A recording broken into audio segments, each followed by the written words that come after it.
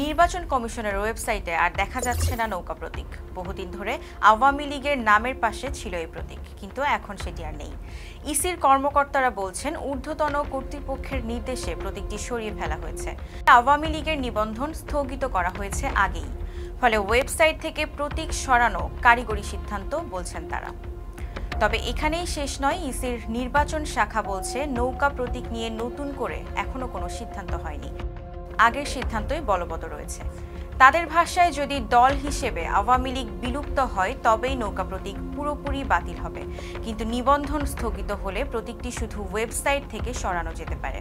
সম্প্রতি এই নৌকা প্রতীক নিয়েই হয়েছে বিতর্ক। নির্বাচন পরিচালনা বিধিমালার খসড়া সংশোধনে ১১৫টি প্রতীক সংরক্ষণের প্রস্তাব রাখা হয়েছে। সেই তালিকায় জায়গা পেয়েছে জামায়াতে ইসলামীর প্রতীক দাঁড়িপাল্লা। একই সঙ্গে নিবন্ধন স্থগিত থাকা সত্ত্বেও বহাল ছিল আওয়ামী লীগের নৌকা। আর এখানেই শুরু হয় সমালোচনা।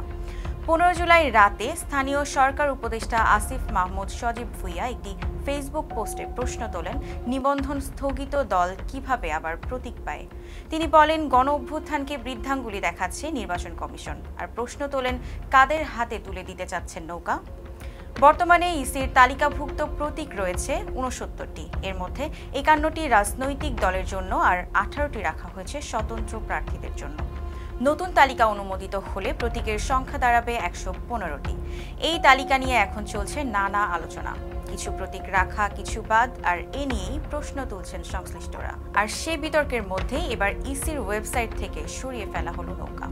ছিলাম জান্নাত ইলিয়া, ফেস দ্য পিপলের সাথে থাকার জন্য ধন্যবাদ।